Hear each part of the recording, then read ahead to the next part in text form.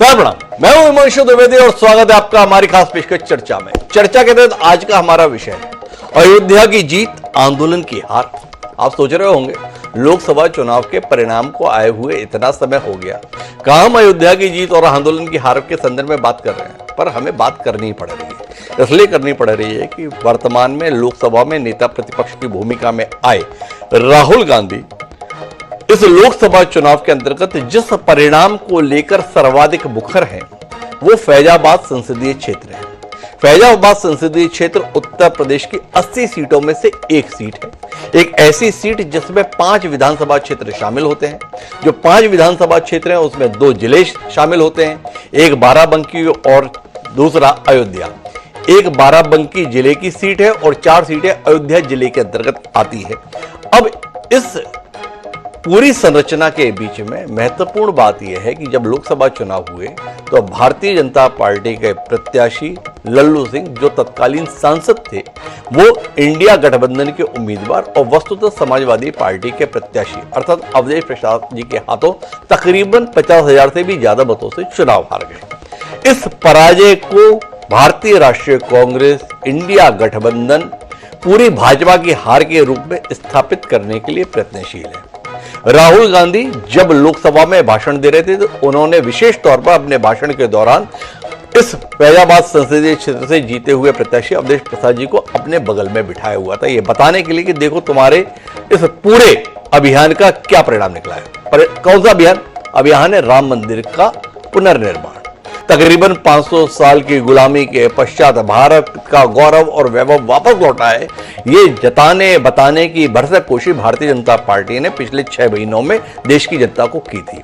जनवरी में जो अयोध्या में राम मंदिर का लोकार्पण किया गया, उस अभियान को सफलता के रूप में उसे प्रचारित किया गया, जिस राम जन्मभूमि आंदोलन से भारतीय जनता पार्टी पिछले लंबे समय से सन्नद्ध थी। अब जब इस भव्य मंदिर के निर्माण के बाद लोकसभा चुनाव हुए तो फैजाबाद संसदीय क्षेत्र में भारतीय जनता पार्टी जीतने में सफल नहीं हुई। राहुल गांधी संसद में तो बोले ही, जब वो गुजरात में अभी गए तो वहां पर उन्होंने कहा कि देखो हमने राम मंदिर आंदोलन को हरा दिया, इंडिया गठबंधन ने राम मंदिर आंदोलन को हरा दिया, और जैसा हमने राम मंदिर आंदोलन को हराया है, उस आंदोलन को हराया है जो लाल कृष्ण आडवाणी ने शुरू किया था, वैसे ही अब हम गुजरात में भी भारतीय जनता पार्टी को हराएंगे।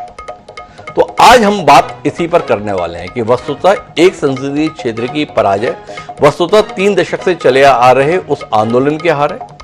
क्या वाकई इस हार को राम मंदिर आंदोलन की हार के रूप में ही देखा जाना चाहिए? कहीं राहुल गांधी इसके माध्यम से नए जनाधार पर साथ लेने की कोशिश कर रहे हैं, या जो कुछ उनके पास है उसे गवा देने का जोखिम उठा रहे हैं? बात महत्वपूर्ण है, इसलिए इस पर विस्तार से बातचीत करेंगे। हमारे साथ इस पर विस्तार से बातचीत करने के लिए 4 खास मेहमान जुड़ रहे हैं। जो राहुल गांधी इस मुद्दे पर इतना मुखर है, उन राहुल गांधी के समर्थन में बात कहने के लिए हमारे साथ भारतीय राष्ट्रीय कांग्रेस के विचारवान प्रवक्ता सुरेंद्र राजपूत खासतौर पर जुड़ रहे हैं। हमारे साथ में संजय चौधरी जी है, भारतीय जनता पार्टी का आक्रामक चेहरा है। हमारे साथ में डॉक्टर चंद्रशेखर जी महाराज हैं। जब भी ऐसे नाजुक विषय होते हैं, चंद्रशेखर जी महाराज हमारे साथ में होते हैं। विद्वान है, राम मंदिर आंदोलन के संदर्भ में उनकी भी भूमिका रही है। वह इस लोकसभा चुनाव के परिणाम को किस दृष्टि से देखते हैं, उनसे समझना निश्चित रूप से हमें नई राह दिखाने जैसा होगा। और इस सब के बीच में तटस्थ राय देने के लिए वरिष्ठ पत्रकार प्रभात त्रिपाठी जी भी हमारे साथ है। आप सभी का स्वागत है। चर्चा की शुरुआत हम सुरेंद्र राजपूत जी से करेंगे, लेकिन उससे पहले 2 बयानों पर दृष्टि डालेंगे। एक बयान राहुल गांधी जी का है और दूसरा बयान भारतीय जनता पार्टी के मुखर प्रवक्ता सुधांशु त्रिवेदी जी का है। एक बार सुनिए बारी बारी से ये 2 बयान। पूरी मूवमेंट थी, राम मंदिर की, अयोध्या की मूवमेंट थी। शुरुआत अडवाणी जी ने की थी, रथ यात्रा हुई थी, उसमें आपने अडवाणी जी को रथ पे देखा था। कहा जाता है कि नरेंद्र मोदी जी ने उस यात्रा में अडवाणी जी की मदद की थी। रथ यात्रा चली। ये बीजेपी ने अपनी पूरी पॉलिटिक्स अयोध्या की पॉलिटिक्स थी। जो मूवमेंट अडवाणी जी ने चालू की थी, उस मूवमेंट को, जो जिसका सेंटर अयोध्या था, उस मूवमेंट को इंडिया गठबंधन ने अयोध्या में हरा दिया है। जो कि 55वें वर्ष में प्रवेश कर गए हैं और हरकतों में बचपना दिखाई पड़ता रहता है और युवा का वो तंगा ओढ़े रहते हैं, जो चिर युवा भी हैं और चिर व्याकुल भी हैं, क्योंकि आपने कभी उनको सामान्य स्थिति में नहीं देखा होगा। वो आजकल हम लोगों को बहुत भाषण दे रहे हैं, साहब अयोध्या में हम लोग नहीं जीत पाए और वो गुजरात में भी हमको हरा देंगे। उनसे कहिए जनाब, गुजरात का चुनाव आपको ध्यान नहीं है। पिछले गुजरात के चुनाव में जब हम वहां पर थे तो 150 का टारगेट रखा गया था, 182 सीटें हैं। तो हम लोग कह तो दिए थे 150 आएंगे, मगर मन में एक संदेह रहता था, क्योंकि गुजरात में 32 सीटें ऐसी थी जो सन 47 से लेकर आज तक कांग्रेस कभी नहीं हारी थी। और आप सोचिए, उसमें से आधी सीटें हम लोगों ने हरवा दी। तो कुल मिला के दोनों पक्ष के अपने अपने दावे हैं। तो चर्चा की शुरुआत सुरेंद्र राजपूत आपसे ही करते हैं। फैजाबाद संसदीय क्षेत्र कहते हैं उसे, और उसमें भारतीय जनता पार्टी राम मंदिर आंदोलन के दौरान पहली बार हारी हो ऐसा भी नहीं है। 2009 में भी कांग्रेस प्रत्याशी वहां से जीते थे, उससे पहले बहुजन समाज पार्टी भी जीत गई थी। 2024 में अगर 55,000 वोटों से अवधेश प्रसाद चुनाव जीतने में सफल होते हैं तो क्या ये राम मंदिर आंदोलन की हार है? और अगर आंदोलन की हार है तो क्या ये उत्साह का विषय है, ये प्रसन्नता का विषय है, ये उपलब्धि का विषय है? इसके संदर्भ में सवाल सोशल मीडिया में तैर रहे हैं और राहुल गांधी को खासे तौर पर निशाने पर ले रहे हैं। आप हमारे साथ में हैं, थोड़ा आप स्पष्ट करने की कोशिश करेंगे कि आपके नेता का बयान वस्तुतः क्या कहने की कोशिश है। सुरेंद्र जी।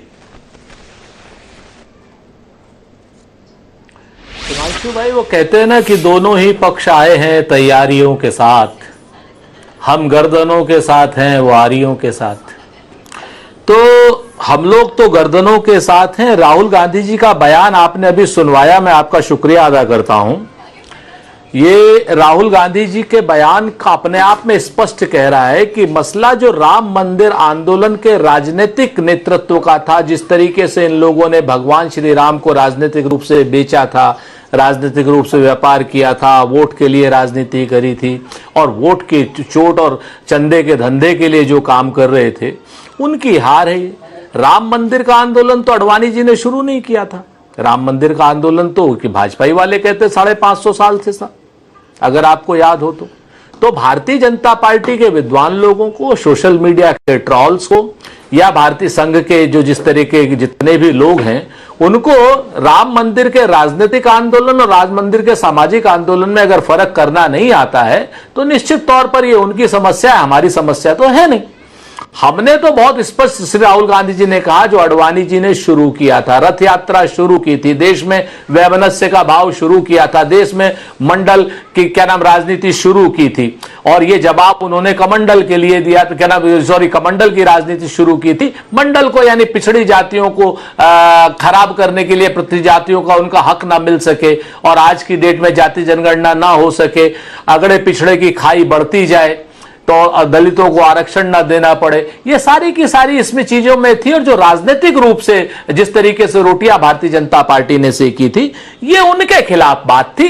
इसमें राम मंदिर के पीछे ये लोग, भाई आप अगर बहादुर हैं तो आप आइए सामने असलियत की बात कीजिए। जैसे श्री राहुल गांधी जी कहते थे कि आप हिंदू नहीं हो, ठीक है ना, और उन्होंने नरेंद्र मोदी जी खड़े हो गए कि हिंदू हिंसक है, हिंदू हिंसक है। ये तो भलाओ जगत गुरु शंकराचार्य जी का उन्होंने स्पष्ट कर दिया कि नहीं भैया, इनसे नहीं कहा, ठीक है ना। और रही बात, आप खाली राहुल गांधी जी को ही क्यों कह रहे हो?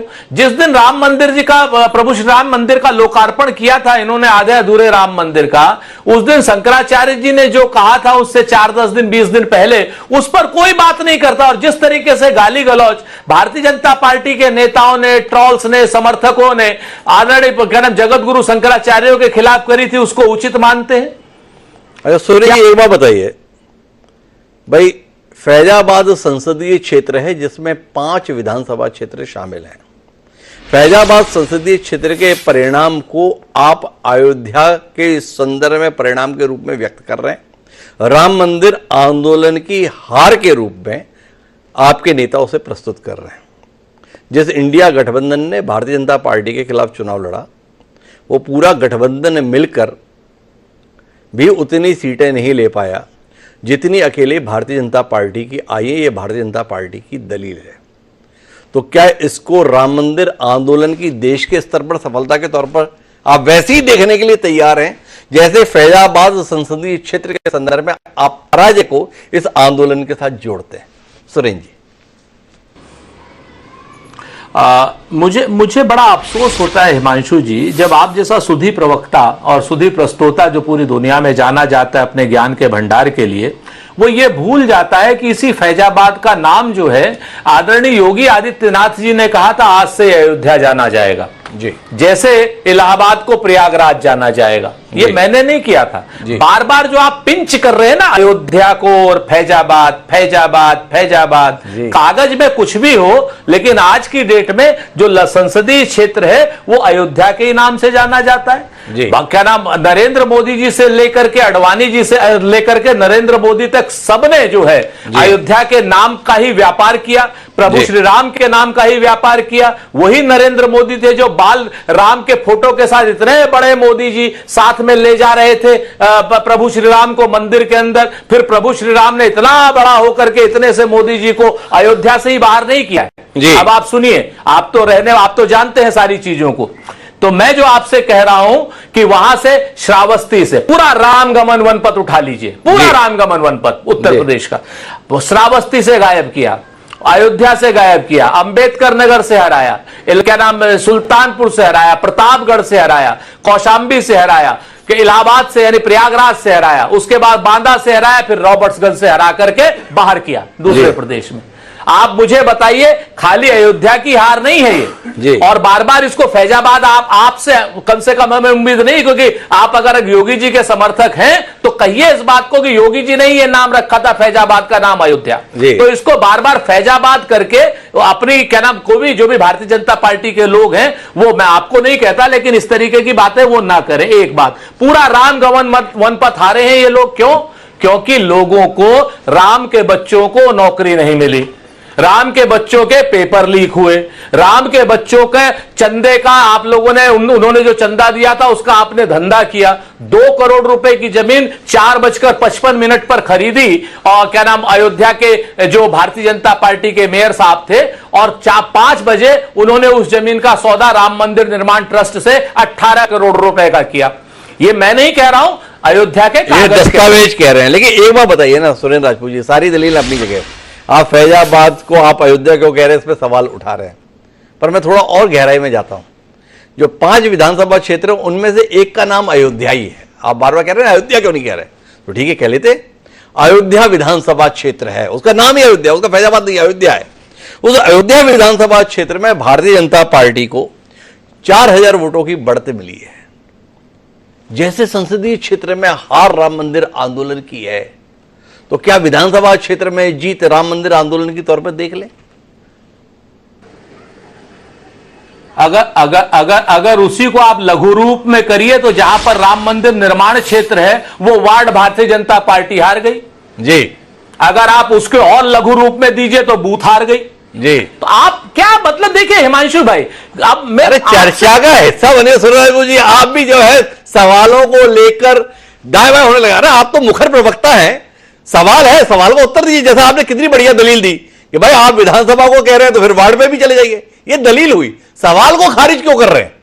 आप आ जाइए, बूथ पे भी हारे। मैं खारिज इसलिए कर रहा हूं इस सवाल को, क्योंकि आप जैसे विद्वान प्रस्तोता से, जिस विद्वान प्रस्तोता की ख्याति जो है पूरे हिंदुस्तान में है, पूरी दुनिया में है, सारे बड़े बड़े नेता उनको कहते हैं कि भाई राम, क्या नाम, ये जो वो है अपना हिमांशु जी, ये अच्छा वो करते हैं, उनसे वो एक जो दोयम दर्जे के प्रवक्ता होते हैं नोएडा चैनल वाले, उनसे ऐसी दलीलों की उम्मीद नहीं रहती। बात सिर्फ इतनी सी है। अरे आप धैर्य रखिए सुरेंद्र राजपूत जी, इतना बेचैन क्यों हो रहे हैं? अभी तो हम संजय चौधरी जी के पास आए भी नहीं, आप अभी से हथियार क्यों अपने डालने लगे? जरा संजय जी के पास आने तो दीजिए।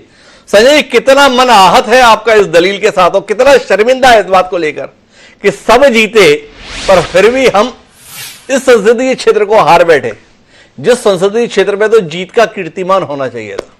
अगर राहुल गांधी आज पूरे देश में घूम घूम कर आपको आईना दिखाने की कोशिश कर रहे हैं, तो कितनी शर्मिंदगी महसूस करते हैं आप, और इस परिणाम के लिए किसको जिम्मेदार मानते हैं, राम जी को या अपने कर्मों को?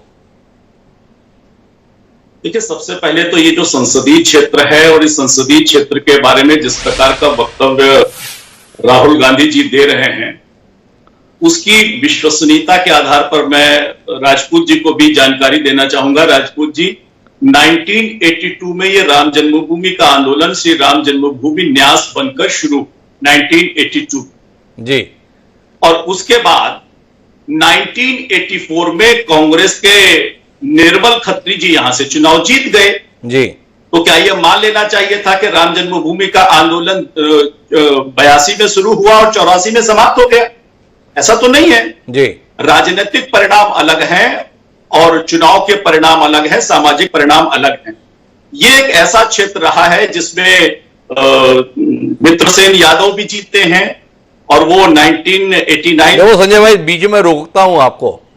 नारा आपने दिया, पोस्टर आपने चलाए, जो राम जी को लाए हम उनको लाएंगे। उसके बाद अगर राहुल गांधी सवाल उठाएं तो आप उस सवाल से भाग नहीं पाएंगे, आपको उसका जवाब देना होगा। कुल मिलाकर फैजाबाद संसदीय क्षेत्र, सुरेश राजपूत जी के शब्दों में कहें तो अयोध्या संसदीय क्षेत्र में भारतीय जनता पार्टी के प्रत्याशी तत्कालीन सांसद माननीय लल्लू सिंह जी चुनाव हारे, और ठीक से ही हारे, 50,000 वोटों से ज्यादा अंतर से हारे। इस पराजय को लेकर क्या कहते हैं संजय जी? चूक गए हम। ये तो वही बात हुई ना द्विवेदी जी, जैसे राजपूत जी कह रहे थे कि इसको जितना सेंटर में ले जाएंगे बहुत बेहतर समझ में आएगा जी। कांग्रेस का जो परिवार है वो दिल्ली में जहां रहता है, सोनिया जी रहती हैं, राहुल गांधी रहते हैं, प्रियंका गांधी रहती हैं। वहां कांग्रेस की स्थिति क्या है कि कांग्रेस अपना प्रत्याशी खड़ा करने की भी स्थिति में नहीं रहे और वहां का भी चुनाव हार गए। हम मान लें कि राहुल गांधी भारत की राजनीति में एकदम निस्तेज हो गए, प्रियंका गांधी और सोनिया गांधी की स्थिति वहां पर ऐसी हो गई। दरअसल बात वहीं से शुरू होती है जहां से अपनी बात को राजपूत जी शुरू करते थे कि हम गर्दनों के साथ आए हैं। ये गर्दनों के साथ नहीं आए हैं, ये राम भक्तों के खून के सहारे आए हैं। और इसी खून के सहारे मुझे लगता है कि ये पूरे के पूरे देश के हिंदुओं को ये संदेश देना चाहते हैं कि हमने तुम्हें हरा दिया। और इसीलिए ये अयोध्या की बात फैजाबाद पर ऊपर रखकर करते हैं। अच्छा संजय, थोड़ा पहले खुलासा कीजिए, ये राम भक्तों के खून से कैसे आए हैं, थोड़ा स्पष्ट करेंगे हमें? देखिए, जब मुलायम सिंह यादव जी ने उत्तर प्रदेश के अंदर कार सेवकों पर हत्या की, हाँ। तो उनकी सरकार को बचाने वाले कौन थे?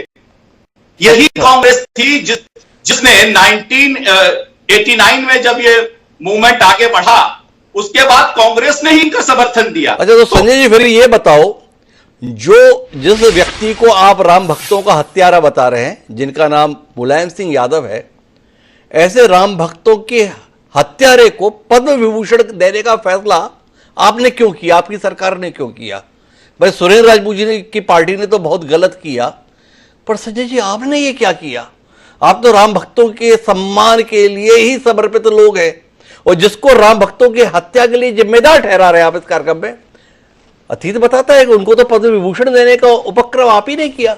ऐसा आपने क्यों किया? द्विवेदी जी, इसलिए किया कि हम राजनीति में किसी भी राजनीतिक विरोधी को भी उसके सामाजिकता के आधार पर सम्मान देते हैं, चाहे वो राम भक्तों का हत्यारा हो। देखिए, आपके शब्दों में देखिए, हमने कहा ना, अगर वो गरीबों के प्रतिनिधि थे, अगर वो पिछड़ों के प्रतिनिधि थे, अगर वो आम आदमियों के प्रतिनिधि थे, अगर वो गांव के प्रतीक थे, तो उनका सम्मान और अधिक होना चाहिए। और अधिक सम्मान इसीलिए नहीं हुआ क्योंकि वो राम भक्तों के खून से सने हुए हाथ के साथ थे। लेकिन वास्तव में अगर यह आरोप उन पर न होता तो मुलायम सिंह यादव को, जैसे हमने और लोगों को भी, नरसिम्हा राव जी होंगे, हमारे राजनीतिक विरोधी और होंगे, इससे बड़े सम्मान के हकदार थे। ये उनके चरित्र पर लगा हुआ राम भक्तों का खून उनके व्यक्तित्व को कम कर रहा है, और इसीलिए हमने उससे बड़े सम्मान के लिए उन्हें पात्र नहीं माना। संजय जी, कितनी लचर दलील है ना वैसे आपकी। पद्म विभूषण मतलब कोई बहुत सम्मान की बात नहीं है, आप हमें ये बताना चाह रहे हैं। हम लोग तो अभिभूत हो जाते थे, ये हमारे देश के पद्म विभूषण है। संजय जी हमें बता रहे हैं अरे पद्म विभूषण भाई हमने निपटा दिया, नहीं तो हम कहीं और दे देते। क्या कहते हैं आप? और वैसे भी आप कौन से तुरंत ही देने वाले हैं? आप 25-25 साल, 50-50 साल बाद भी लोगों को भारत रत्न दे रहे हैं, तो मुलायम सिंह यादव जी को कौन सी बड़ी देर हो गई है? आने वाले समय के लिए क्यों अपने हाथ काट रहे हैं? पता चला आपने आगे दे दिया, फिर ये बाइट हम चलाएंगे तो आपको खराब लगेगा। नहीं, देखिए, मुलायम सिंह यादव जी के व्यक्तित्व का सबसे शर्मनाक प्रश्न यही है कि उनके हाथ कारसेवकों के खून से अरे संजय जी, तो फिर जाके मुझे ये बताओ कि जिसको इतना शर्मनाक मान रहे हैं, तो ऐसी कौन सी मजबूरी आन पड़ी थी कि उसको आपने पद्म विभूषण के लायक मान लिया? राम भक्तों के प्रति, तो आप तो राम के प्रति समर्पित लोग हो, तो राम से भी ज्यादा महत्वपूर्ण तो राम के भक्त होते हैं, और उनकी हत्या के लिए आप मुलायम सिंह यादव जी को जिम्मेदार ठहरा रहे हो, और उन मुलायम सिंह जी के बेटे के साथ कांग्रेस है, तो सुरेंद्र राजपूत जी को तो आप बख्श भी नहीं रहे हो, राहुल गांधी को भी नहीं बख्श रहे हो। तो हमको इतना तो समझा दो कि जिस बात के लिए सुरेंद्र राजपूत कसूरवार हैं, राहुल गांधी कसूरवार हैं, उस शख्स के सम्मान के लिए जो आपने उपक्रम किया, उसके लिए आप स्वयं कितने शर्मिंदा है? कोई शर्मिंदगी है आपको कि हमसे गलत हो गया भाई?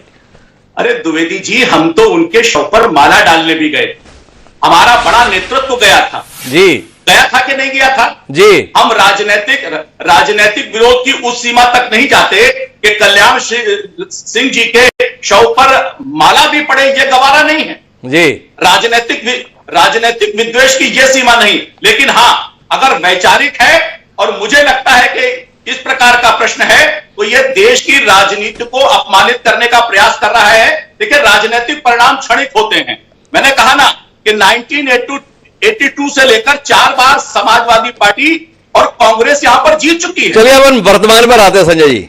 कुल मिलाकर अयोध्या फैजाबाद संसदीय क्षेत्र से भारतीय जनता पार्टी के प्रत्याशी की पराजय ने आपको कुछ नुकसान पहुंचा है, या मानते हैं कि इतनी जगहों से परिणाम आए तो उनमें से एक अयोध्या का परिणाम है, क्या फर्क पड़ता है? क्या कहते हैं? फैजाबाद जिस तरह का राजनीतिक क्षेत्र है, वहां इस प्रकार के परिणाम आते रहे। 1984 से लेकर और अभी तक 4 चुनावों में समाजवादी पार्टी और कांग्रेस के प्रत्याशी यहां पर जीतते रहे हैं। मित्रसेन यादव जी 2 बार जीते हैं, निर्मल खत्री 2 बार जीते हैं। यानी कि 84 से लेकर आज तक 20 साल तक इस संसदीय क्षेत्र पर समाजवादी पार्टी और कांग्रेस के लोग रहे हैं जी। तो मुझे लगता है कि इसका संदेश इतना व्यापक नहीं है कि जिसको लेकर यह दंभ भर दिया जाए कि हमने राम जन्मभूमि के आंदोलन को समाप्त कर दिया है। मैंने कहा ना कि अगर ये इतना दंभ ना भरा जाए, ये हमें संजय चौधरी जी बता रहे हैं, लेकिन क्या डॉक्टर चंद्रवंशु महाराज जी इस बात से इत्तेफाक रखते हैं, या चंद्रवंशु महाराज मानते हैं कि अयोध्या में राम मंदिर तो बना दिया, पर इस राम मंदिर के साथ अयोध्या वासियों के साथ जो संवाद भाजपा को रखना था, भारतीय जनता पार्टी को आम जनता के हितों के संदर्भ में जिस तरीके से सन्नद्ध रहना था, और केवल मंदिर निर्माण से ही सब कुछ बन जाएगा, इस गलतफहमी से उभरना था, शायद भाजपा ने नहीं किया। क्या कहते हैं चंद्रवंशी महाराज? बहुत बहुत धन्यवाद जाकर साहब जी। मुझको लगता है कि दोनों प्रवक्ता लोगों को भी मैं पूर्वक सुन ही रहा था जी। मुझको लगता है पहले भाजपा के प्रवक्ता से ही अगर संवाद करें जी, इनका काम वही हो रहा है कि अपने चेहरे के दाग न धुल करके शीशा तोड़ने का काम कर रहे हैं जी। गलती से व्यक्ति कुछ सीखता है और उसकी समीक्षा करके पुनर्सुधार करने की कोशिश करता है। यह निश्चित तौर पर सही है कि माननीय आडवाणी जी का राम मंदिर के प्रति, मुरली मनोहर जोशी जी का और बहुत सारे साधु संतों का, पूज्य प्रभुदत्त ब्रह्मचारी जी हों, धर्म सम्राट करपात्री जी हों, हमारे जैसे पूज्य वेदांति जी हों, या कि बड़े परमहंस जी हों, पूज्य ऋतु गोपाल दास जी महाराज, तो तीव्र गति दे करके आज उसके परिणाम स्वरूप भव्य राम मंदिर का निर्माण हुआ। इसमें कहीं से कोई कसर की बात नहीं है कि अगर रामलला हम आएंगे, मंदिर भव्य बनाएंगे, इस नारा को देने वाला कोई था तो भारतीय जनता पार्टी थी, आडवाणी जी के नेतृत्व वाले लोग थे। पूरा देश जानता है, इसको इग्नोर कोई नहीं कर सकता जी। दूसरी तरफ दूसरे कांग्रेस प्रवक्ता सुरेंद्र भैया बड़े वरिष्ठ हैं और बहुत ही सम्मानित व्यक्ति हैं। ये भी जानते हैं कि इनकी पार्टी क्या कर रही थी। ये भी राजपूत है और राम जी कहीं ना कहीं इनके समाज से बड़े ताल्लुक रखते थे। अगर भौतिक जगत को देख ले, भगवान है वो तो नहीं है, एक अलग विषय होगा। परंतु कांग्रेस पार्टी क्या कर रही थी ये मुझसे बेहतर ये स्वयं जानते हैं। कपिल सिब्बल कांग्रेस पार्टी के बहुत वरिष्ठ नेता है और उन्होंने कहीं ना कहीं राम जी के अस्तित्व पर इनकी पार्टी प्रश्न चिन्ह खड़ी करती रही, राम सेतु पर प्रश्न चिन्ह खड़ी करती रही और लगातार राम को काल्पनिक पात्र बताने में कहीं ये लोग जुड़े रहे, आज जो हिमायती बनते हैं। दूसरी बात, आजकल थोड़े दिन से मुझको लगता है राहुल गांधी जी का जो बयान है वो बहुत बचकानी बयान लगता है। प्रवक्ता के तौर पर सुरेंद्र भैया और सबको बोलना पार्टी की एक व्यवस्था हो सकती है, मैं एक धर्मगुरु और भारत के एक नागरिक होने के नाते जब इस दृष्टिकोण से मैं देखता हूं तो मुझको बहुत बचकानी हरकत लगती है और उनको उनके समझ पर भी प्रश्न चिन्ह खड़ा होता है। जैसे थोड़े दिनों से वो किसी न किसी धर्म को लेकर के टारगेट करते रहते हैं। मैं एक बार निमंत्रित करता हूं जनता टीवी पे कि आप अपने रिपोर्टर आपके यहाँ पर हैं, एक यहाँ पर आप सर्वे करवाएं कि जो भाजपा यहाँ पर हारी है उसका कारण राम मंदिर का विरोध था या कि भारतीय जनता पार्टी के जो सांसद थे चुन के लल्लू सिंह जी थे या कि यहाँ के जो विधायक है महापौर है इनकी गतिविधि इनकी कार्यशैली है या कि यहाँ के जो प्रशासनिक अधिकारी लोग हैं उनके उपेक्षापूर्ण मनमानी रवैया है। ये एक दृष्टि दे रहा हूं, देखने के लिए इनको आईना दिखा रहा हूं भाजपा के प्रवक्ता लोगों को। लगातार कहीं ना कहीं अयोध्या के जनमानस के लोगों को उत्पीड़न होता रहा पर इनकी आवाज को उठाने वाला कोई यहाँ पर नहीं दिखाई पड़ा, न तो कोई प्रशासन वाले और न तो कोई राजनीतिक जो चुन करके गए थे उनका कोई संरक्षण नहीं मिल पाया।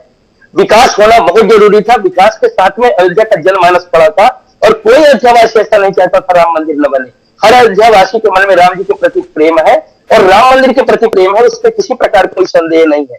परंतु जिस तरह से सत्ता पक्ष के लोग उपेक्षा करके बार बार प्रताड़ित होते रहे, दौड़ते रहे और इनका अनदेखा कहीं न कहीं नागवार हम सभी को गुजरता रहा राज्यवासियों को, और जिनको नागवार गुजरा वो इस रूप में कहीं न कहीं परिणाम दे दिया। अब उस बात को लेकर के जैसा हम बार बार देख रहे हैं कि कभी सनातन धर्म पर, कभी हिंदू धर्म पर, कभी वो सिख धर्म पर, कभी इस्लाम धर्म पर, जिस तरह से मुखर होकर के कुछ न कुछ बोलते रहे। मेरा एक प्रश्न है सुरेंद्र भाई, अगर जवाब दे सकेंगे तो जरूर पूछ लीजिएगा उनसे, क्या कुरान भी इसी तरह से, क्या मोहम्मद साहब का भी फोटो इस तरह से ले जाकर सदन में लहरा पाएंगे क्या कुरान को भी इस तरह दिखा पाएंगे क्या? अगर दम है तो दिखा करके, लहरा करके दिखा के बताए तो हम जान ले। और अगर एक मिनट मुझे रोकिए डॉक्टर चंद्रांशु जी महाराज, कुरान के संदर्भ में कोई बात होगी तो उसको दर्द कर देंगे। उन्होंने अगर शिव जी की तस्वीर को दिखाया उसमें कुछ आपत्तिजनक था क्या उन्होंने शिव जी के संदर्भ में कोई नकारात्मक बात कही क्या? अगर शिव जी की तस्वीर के साथ में जनसाधारण को अभय का संदेश है।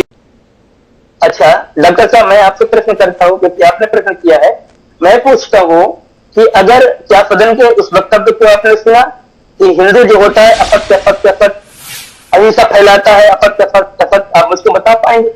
अहिंसा परमो धर्म, धर्म हिंसा तथा का माफ कीजिएगा डॉक्टर चंद्रांशु महाराज, मैं बहुत विनम्रता के साथ आपसे ये कहना चाहता हूं कि राहुल गांधी ने हिंदू हिंसा करता है ये बात नहीं कही थी।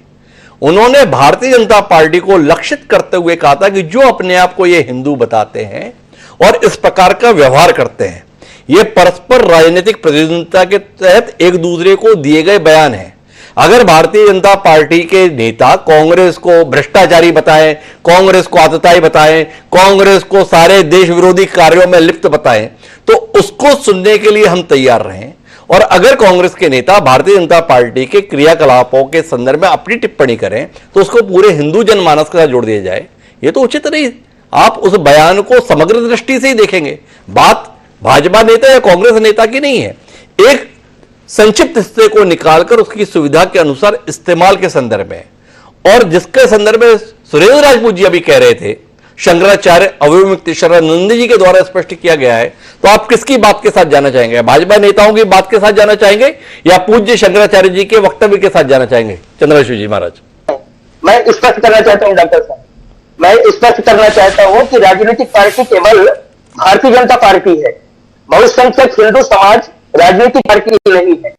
और जब हिंदू शब्द का प्रयोग होता इसमें समग्र भारत का रहने वाला हिंदू समाज, पूरे विश्व में रहने वाला हिंदू समाज इसमें आता है। इस बात को आप नोट कर लें। शंकराचार्य जी की बात कर रहे हैं तो मेरा चिन्ह है कि हमारे देश में 4 शंकराचार्य हैं। आप अगर बैकग्राउंड अब मुक्तेश्वरानंद जी सरस्वती का देख ले तो मैं इसकी परंपरा से आता हूं, मैं ज्यादा आपको मुखर होकर के बता सकूंगा कि इनके पूज्य गुरु जी भी कहीं पूज्य जगत गुरु स्वामी श्री स्वरूपानंद सरस्वती जी महाराज बराबर सोनिया गांधी जी बगल में उनकी कुर्सी लगती थी और उनकी विचारधारा क्या थी पूरे देश से कहीं नहीं छुपा हुआ है। तीसरी बात, अभी शंकराचार्य जी भगवान के जिनको नाम दे रहे हैं वो भी तो अभी कोर्ट पर चल ही रहा है, उनको क्यों सर्टिफिकेट अभी दिया जाए? वो अभी जीत करके पहले आए ज्योतिष पीठ को, उसके बाद शंकराचार्य को मानक लेकर स्वयं, अभी तो स्वयं वो हुई शंकराचार्य बनकर के घोषित हो रहे हैं जब तक कोर्ट का निर्णय नहीं आ जाता। तीसरी बात, जब जब कभी देश की बात होती है या कभी समाज की बात होती है, शंकराचार्य अकेले नहीं है, स्वामी तेजानंद सरस्वती जी शंकराचार्य है और उनसे बहुत श्रेष्ठतम शंकराचार्य के रूप में है। जगत सरस्वती जी को पीठ के भी शंकराचार्य है, शारदा पीठ के भी पीठाधीश्वर शंकराचार्य भगवान ही है। अब क्या करें, आदि शंकराचार्य जी गलती कर गए महाराज जी, जो 4 शंकराचार्य हम लोगों को मार्गदर्शन देने के लिए छोड़ गए। एक शंकराचार्य की व्यवस्था रखते हैं तो और मेरे लिए ये संकट नहीं रहता कि इनमें से किसकी बात माने किसकी बात ना माने। और ये भी हास्यास्पद ही है, जो धर्माचार्य हैं वो कोर्ट कचहरी के चक्कर लगाकर अपनी प्रामाणिकता लेते रहते हैं। वाकई इस पर भी विचार करने की जरूरत है, कभी इस पर भी बात करेंगे। लेकिन अभी हम राजनीतिक चर्चा के विमर्श को आगे बढ़ाएंगे। प्रभात त्रिपाठी जी मेरे साथ हैं। प्रभा जी, फैजाबाद संसदीय क्षेत्र के संदर्भ में भारतीय जनता पार्टी की पराजय को राहुल गांधी गुजरात में जाकर राम मंदिर आंदोलन की हार के रूप में प्रकट कर रहे हैं, क्या कहते हैं आप? सुरेंद्र राजपूत जी ने कहा कि हम गर्दन लेकर आए हैं। राहुल गांधी का यह प्रहार राजपूत जी की पार्टी की गर्दन पर है या राहुल गांधी जी अपने पैरों पर कुल्हाड़ी मार रहे हैं? थोड़ा स्पष्ट करके प्रभात जी, यह बयान राहुल गांधी का कांग्रेस की जड़ों में पानी देगा या मठा डाल देगा?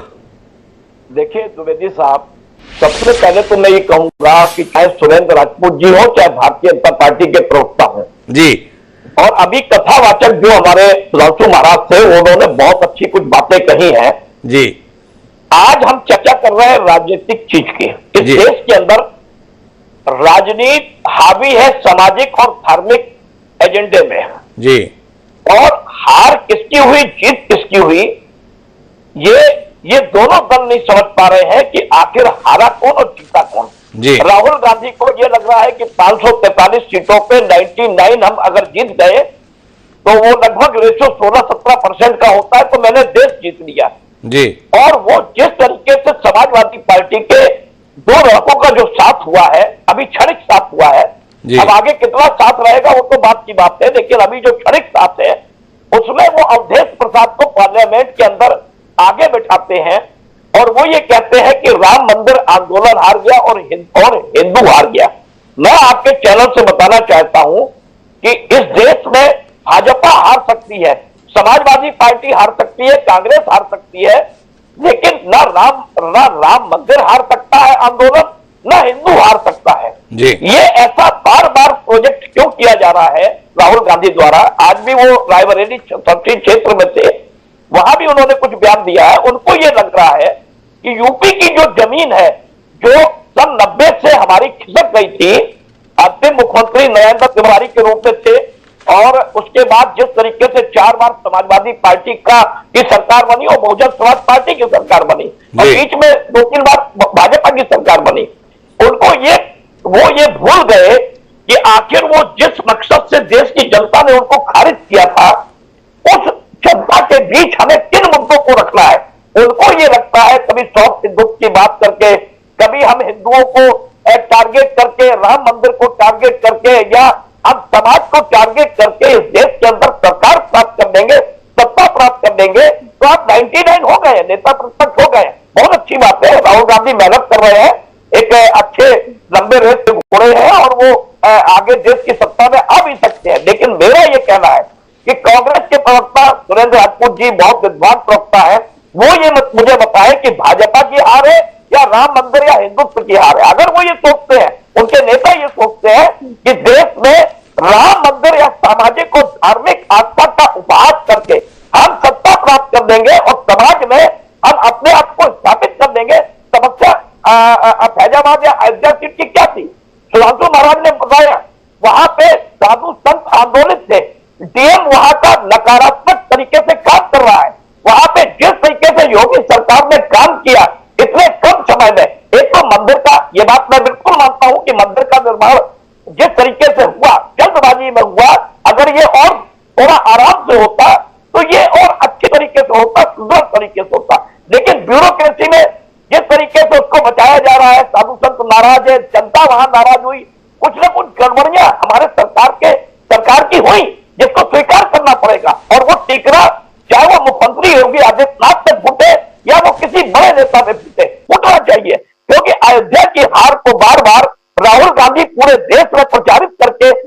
बताने का प्रयास करेंगे कि अयोध्या जब हार गए तो ये क्या कहेंगे कि भगवान राम को जो लाया है हम उनको लाएंगे, तो ऐसा वो माहौल वहां नहीं है। वहां पे अयोध्या में भगवान राम के निर्माण के मंदिर को लेकर पूरा देश खुश है। भाजपा हारी है और वहां पे अवधेश प्रसाद जीते हैं और लल्लू सिंह हारे हैं।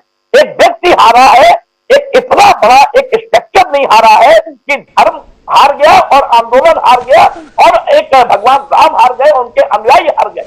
इसको प्रभाजी, आपने बहुत आक्रामक तरीके से, निजी तौर पर मानो आप आहत हो गए इस बयान से, वो आपने पूरा वक्तव्य दे दिया। लेकिन मेरा सवाल ये था कि राहुल गांधी का ये बयान राजनीतिक रूप से उनको नफा देगा या नुकसान देगा? प्रभात जी, इस पर दृष्टि दीजिए ना जरा। जी साहब, मैं आहत बयान से नहीं हूं, मैं आहत हूं इस देश की राजनीति से, चाहे वो भाजपा की तरफ से हो चाहे वो कांग्रेस की तरफ से हो। ये दोनों लोग जिस तरीके से इस देश के अंदर सामाजिक और धार्मिक और इस आस्था को चोट पहुंचा रहे हैं, चाहे दोनों पक्ष हो। एक कहता है तुष्टीकरण की राजनीति, एक कहता है एक अपने वोट बैंक की राजनीति। मैं ये पूछना चाहता हूं इस सारे प्रवक्ताओं से कि आखिर इस देश के अंदर हमारा जो एक सामाजिक ढांचा है वो क्या उसको तार तार करने का प्रयास ये राजनीतिक दल नहीं कर रहे हैं। मैं बस एक बात कह के समाप्त कर दूंगा, सुरेंद्र राजपूत जी को ये लगता है कि 2027 तक हम, क्योंकि अब रायबरेली में राहुल गांधी स्थापित हो गए हैं, उनकी मां ने कहा मैं अपने बेटे को आपको सौंप रही हूं। उनको लगता है कि इस देश की राजनीति अब यूपी से ही शुरू होगी तो वो अपने आप को यूपी में मजबूत करेंगे। मेरा सिर्फ इतना कहना है कि चाहे आप वायनाड की बात करें, देश के हर हिस्से की बात करें, लेकिन हर जगह जाके जो राहुल जी अब प्रोजेक्ट कर रहे हैं कि भाई अयोध्या हार गया और धर्म हार गया, ये हार गया, अरे इसका जवाब तो उनके प्रियंका के राजनीतिक सलाहकार ने दे दिया है, बहुत आसानी से, बहुत कायदे से दे दिया है। मैं सिर्फ इतना कहना चाहूंगा एक ऐसे पत्रकार होने के नाते, क्योंकि मेरा दायित्व समाज के स्तंभ को मजबूत करना है, मेरा ये सिर्फ इतना मानना है कि धर्म की राजनीति और समाज को विकसित करने के लिए ये राजनेता जिस तरीके से एक जहर घोल रहे हैं समाज में, ये बहुत बड़ा दुखदाई है। और जनता ये बड़ा दुखदाई है, ये प्रभात जी का कहना है। सुरेंद्र राजपूत जी बहुत नाराज हैं प्रभात जी, और दूसरे चंद्रांशु जी महाराज का कहना है राहुल गांधी अच्छा नहीं कर रहे। अयोध्या संसदीय क्षेत्र जिसे आप बोलते हैं, और मेरी इस बात पर आप नाराज भी हो गए कि आप इसे फैजाबाद क्यों कह रहे हैं। अब क्या करें, इलेक्शन कमीशन ऑफ इंडिया जो है ना, उसके दस्तावेजों में इस संसदीय क्षेत्र का नाम आज भी महज फैजाबाद है। वो योगी आदित्यनाथ ने जो भी भाषण दिया था, बयान दिया था, फरमान दिया था, वो अभी तक चुनाव आयोग ने उसको अमल में नहीं लाया है। सुरेंद्र जी, थोड़ा कोशिश कीजिए ना अपने मुख्यमंत्री के प्रभाव और प्रताप का, कि वो चुनाव आयोग की वेबसाइट पर भी इस क्षेत्र का नाम अयोध्या हो जाए, मैं अयोध्या बोलना शुरू कर दूंगा। पर हाल फिलहाल सुरेंद्र जी जानना ही है कि राहुल गांधी का बयान कहीं नुकसान तो नहीं पहुंचा देगा। लोगों को यह भी शिकायत है 99 पर ऐसे बात कर रहे हैं जैसे 272 पार कर गए। सुरेंद्र राजपूत जी, इस तंज को, इस कटाक्ष को किस रूप में लेते हैं?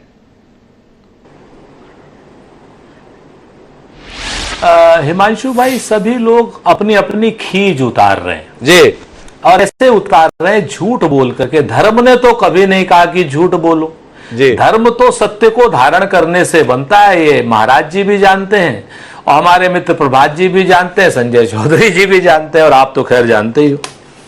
भाई दो चीजें बड़ी साफ हैं, आपको या तो भाई हम इतने मूर्ख लगते हो कि हम धर्म से झगड़ा करेंगे। भाई मैं खुद सनातन धर्मी हूं, मैं खुद राम का वंशज हूं, स्पष्ट रूप से हम धर्म से झगड़ा क्यों करेंगे?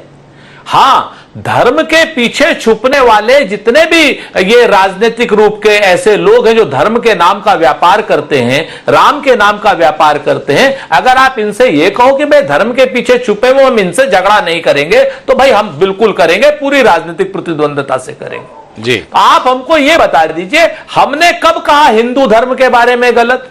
चंद्रांशु जी महाराज बता दें, प्रभात त्रिपाठी बता दें। फालतू का वितंडावाद करना है किसी को तो करे, क्योंकि वो हमें भी पता है, हम कुछ इससे इस एक सीमा से ज्यादा प्रभात जी के लिए भी नहीं कहना चाहते कि सारे के सारे आंदोलन में कौन कब कब कहां था, वो हमें भी पता है, प्रभात भाई को भी पता है, प्रभात भाई स्वयं भी को बहुत सी चीजें पता है। वो ज्यादा ना यहां पर उचित हो, निश्चय क्या ना व्यक्तिगत बातें सामने आनी नहीं चाहिए।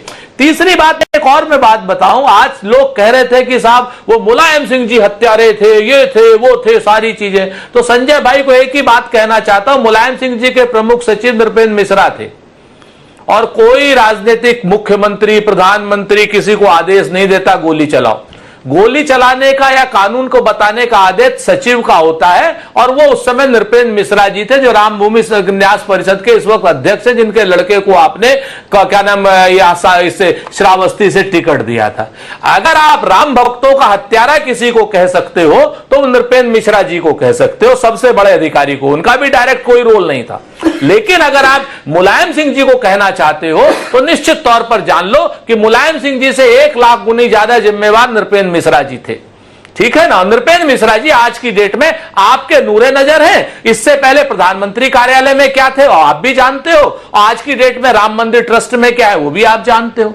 एक चीज, दूसरी बात मैं आपको बताता हूं कि साहब आप हमको धर्म का विरोधी साबित करने के लिए 3-3 लोग कितनी भी कोशिश कर ले, पूरे सम्मान के साथ, चंद्रांशु जी के पूरे सम्मान के साथ, लेकिन आप हमें इसलिए धर्म का विरोधी नहीं कर पाओगे क्योंकि आप एक चीज समझ लो कि धर्म हमने धारण कर रखा है। ऐसा थोड़ी है, हमने राम के नाम का व्यापार नहीं किया।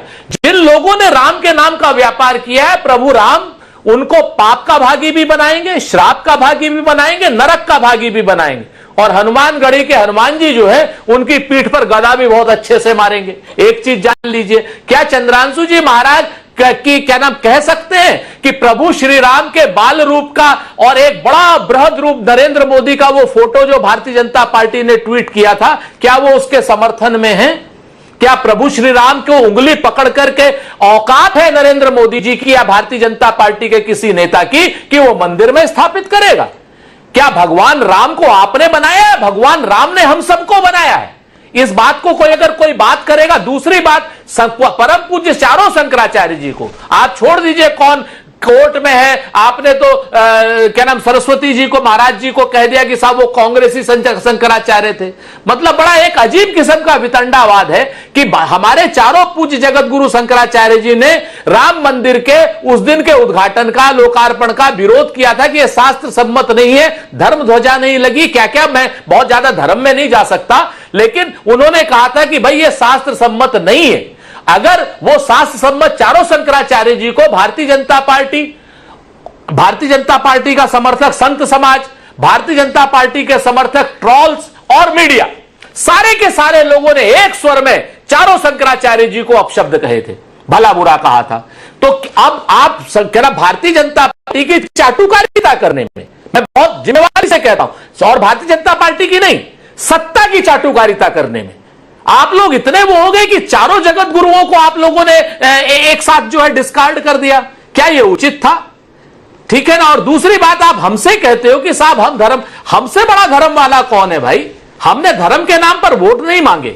और एक बात अभी चंद्रांशु जी ने कहा था, जरूरत पड़ेगी कुरान भी लहराई जाएगी संसद में, एक बात। और अगर हम भगवान शिव को, भगवान शिव के चित्र को अगर हम लहराते हैं तो भारतीय जनता पार्टी के लोग, चंद्रांशु जी पर्टिकुलर जवाब दें, भारतीय जनता पार्टी के लोग नियम का हवाला दे करके भगवान शिव के मूर्ति को, शिव के चित्र को हटाने की बात क्यों करते हैं? उसी संसद में जय श्री राम के नारे लगते हैं, कोई दिक्कत नहीं। लेकिन आप उसी संसद में जब भगवान शिव का चित्र आता है तब भारतीय जनता पार्टी के किरण रिजिजू, नरेंद्र मोदी जी और उसके बाद क्या नाम है उनका, अपना अमित शाह साहब और राजनाथ सिंह जी, ये सब खड़े होकर के नियम 353 या कौन सा नियम का हवाला क्यों देते हैं कि यहां पर भगवान शिव का चित्र नहीं दिखाया जा सकता? धर्म विरोधी वो है, शिव विरोधी, शिव द्रोही वो है, धर्म द्रोही वो है, या हम है? हम तो चित्र लेकर के, हमने तो कहा यह सत्य है। तो आपने इतनी सारी बात कह ली, बहुत नाराज हो गए आप हमारे तीनों पैनलिस्ट पे, सुरेंद्र राजपूत जी, और हमारे मुद्दे की बात पर नहीं आया आप एक बार भी। ये शिकायत है आपसे, हमारी शिकायत आपसे इस बात को लेकर है कि इतना तो बता दो कि क्या वाकई आपके शब्दों में अयोध्या संसदीय क्षेत्र का परिणाम और चुनाव आयोग के अनुसार फैजाबाद संसदीय क्षेत्र का परिणाम राम मंदिर आंदोलन की हार के रूप में देखा जाना चाहिए? और क्या इसे राम मंदिर आंदोलन की हार के रूप में बताकर राहुल गांधी इसे कांग्रेस की जीत के रूप में बता रहे हैं, इंडिया गठबंधन की जीत के रूप में बता रहे हैं, ये उनकी राजनीतिक रूप से एक सफल रणनीति है या एक बड़ी भूल के तौर पर आप इसे देखते हैं कि ये अपने हाथों से विरोधियों को थमाया जा रहा हथियार है?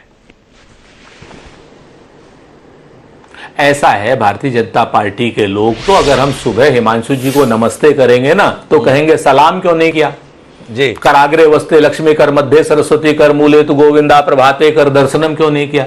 अगर हम उनको कर देंगे कि साहब आप क्या नाम जय जय सिया राम तो कहेंगे भैया जय जय शिव क्यों नहीं कहा? ये भारतीय जनता पार्टी का जो राजनीतिक नेतृत्व, देखिए हम बात कर रहे हैं राम मंदिर के राजनीतिक प्रभाव की। राम मंदिर आंदोलन के नाम पर जिसको ख्यात तरीके से भारतीय जनता पार्टी ने वोटों की राजनीति की, जिसको ख्यात तरीके से भारतीय जनता पार्टी ने धर्म की राजनीति की, अपने आप को धर्म के पीछे छुपाया, हम उसकी बात कर रहे हैं। बाकी धर्म की बात, धार्मिक तो हम सब हैं। ये बताओ ना सुरेंद्र जी, बीच में देखो भारतीय जनता पार्टी ने राम मंदिर आंदोलन के माध्यम से केवल एक अयोध्या के इलाके में तो सियासत की नहीं, ये तो आप भी मानोगे। भारतीय जनता पार्टी ने तो उसके माध्यम से देश भर के गांव-गांव में पहुंचने की कोशिश की और वोट भी लेने की कोशिश की। माननीय संजय चौधरी जी माने ना माने वो उनकी मर्जी, पर सब जानते हैं कि भारतीय जनता पार्टी ने राम मंदिर आंदोलन को राजनीतिक रूप से नेतृत्व देकर अपनी पार्टी को और मजबूत करने की कोशिश की। तो आपसे जानना यह है कि भारतीय जनता पार्टी इस लोकसभा चुनाव में 241 सीटें जीतने में सफल रही और जो राहुल गांधी राम मंदिर आंदोलन की हार के तौर पर बात कह रहे हैं, उस कांग्रेस को 99 सीट मिली। क्या आपको नहीं लगता है कि आपके नेता कुछ जल्दबाजी कर रहे हैं या आकलन करने के संदर्भ में किसी दृष्टि दोष का शिकार हो रहे हैं? देखिए, धार्मिक बातें धर्म के क्षेत्र में होंगी, राजनीतिक बातें राजनीति के क्षेत्र में होंगी। जो जिस तरीके से आपने कहा कि राम मंदिर के नाम पर भारतीय जनता पार्टी ने भगवान श्री राम को बेचा है, गांव-गांव, पांव-पांव, नगर-नगर, डगर-डगर, हम बिल्कुल सहमत हैं आपसे। और भारतीय जनता पार्टी ने अपने प्रभाव क्षेत्र को, राजनीतिक प्रभाव क्षेत्र को, धार्मिक प्रभाव क्षेत्र को नहीं, राजनीतिक प्रभाव क्षेत्र को जिस तरीके से गांव-गांव, जन-जन पे पहुंचाया है, निश्चित तौर पर उसकी हार है। और उसका एक प्रत्यक्ष प्रमाण है कि पूरा राम गमन वन पथ भारतीय जनता पार्टी, पूरा राम गमन पथ पे ही हार गए। कहां आप अयोध्या संसदीय क्षेत्र के संदर्भ में बात कर रहे हैं? मैं आगे संजय जी आपके पास आना चाहता हूं, क्या कहते हैं? राहुल गांधी के साथ मिलकर इंडिया गठबंधन इस बार फैजाबाद संसदीय क्षेत्र में जीत गया हो, पर राहुल गांधी के इस बयान से आप आने वाले चुनावों में कहीं ना कहीं जीत हासिल कर लेंगे अपनी रणनीति से? ऐसी उम्मीद जाग गई कि नहीं जाग गई, या आपको लग रहा है कि अभी हमारे को और चुनौती आने वाली है? पहले ही कहा, अपनी बात को रखते हुए पहले ही चरण में कहा था कि ये एक ऐसी कॉन्स्टिट्यूंसी है जिसमें मुझको लगता है कि 4 बार 1984 से भारतीय जनता पार्टी हारी है। लेकिन हारने के कारण भारतीय जनता पार्टी का जो राम जन्मभूमि का आंदोलन है वो आंदोलन निष्फल नहीं हुआ है, वो आंदोलन नहीं हारा है। चौधरी साहब, एक बार मतलब आप तो बड़े कुशागर प्रवक्ता हैं, ईमानदारी से बताइए ना, ये हार आपको साल रही है कि नहीं साल रही है? ये टीस के रूप में आपको चुभ रही है कि नहीं चुभ रही है? और चंद्रांशु जी महाराज ने बताया है कि आप क्यों हारे हैं, उन हार के कारणों पर आपकी सहमति है या नहीं है? 3 बिंदुओं पर संक्षिप्त में जवाब दे दे, कोई मेरा समय हो रहा है समाप्त जी। नहीं, भारतीय जनता पार्टी जीतती तो बेहतर होती, लेकिन भारतीय जनता पार्टी के खिलाफ जिस प्रकार का नैरेटिव बना है ना, देखिए नेचर और सिग्नेचर नहीं बदलता।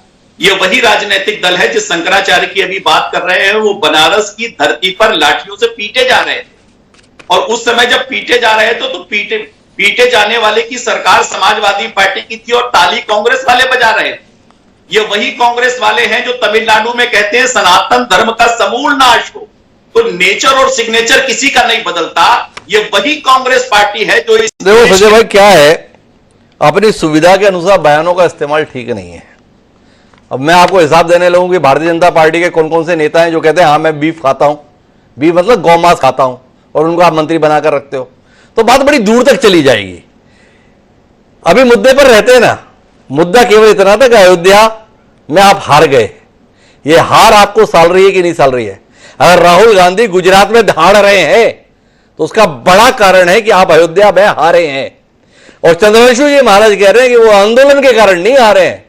जिस प्रकार के नेताओं का आपका व्यवहार था, जिस प्रकार की आपकी नौकरशाही थी, जिस प्रकार का सरकार का तौर तरीका था, उसके कारण से हार गए। क्या कहते हैं संजय जी, कुछ सुधारेंगे या कांग्रेस पर और राहुल गांधी पर ही गरजते रहेंगे? देखिए, अगर जीतते तो बेहतर होता है, इसमें कोई संशय नहीं है। लेकिन भारतीय जनता पार्टी ने अयोध्या को लेकर ईमानदारी के साथ बेहतर काम किए हैं। इस आंदोलन को लेकर भारतीय जनता पार्टी ने अपनी सरकारों को गंवाया है।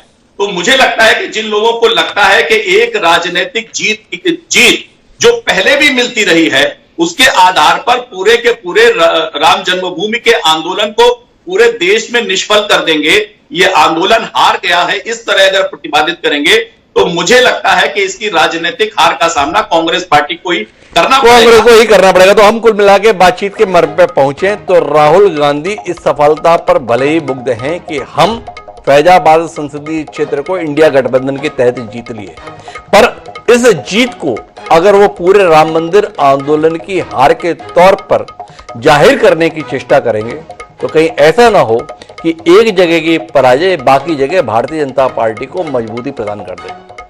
इसलिए वे राहुल गांधी खुद ही मानते हैं कि इस राम मंदिर आंदोलन के माध्यम से भारतीय जनता पार्टी ने अपना काफी विस्तार किया, जो लालकृष्ण आडवाणी के द्वारा शुरू किया गया था। प्रभात जी का स्वर की आक्रामकता बता रही है, कहीं ना कहीं राहुल गांधी का बयान उनको अंदर तक भेद गया। तो कुल मिलाकर राहुल गांधी 99 के फेर में ही कहीं उलझ तो नहीं जाएंगे, या 99 से 272 का सफर भी आने वाले समय में हमें तय करके दिखाएंगे। सवाल महत्वपूर्ण है, लेकिन सवाल के जवाब के लिए हमें इंतजार लंबा करना पड़ेगा। आप सभी मेहमानों का धन्यवाद हमारे साथ इस चर्चा का हिस्सा बनने के लिए। आज के इस कार्यक्रम में इतना ही। कल फिर मिलेंगे नए विषय के साथ। मुझे दीजिए आप सादा प्रणाम।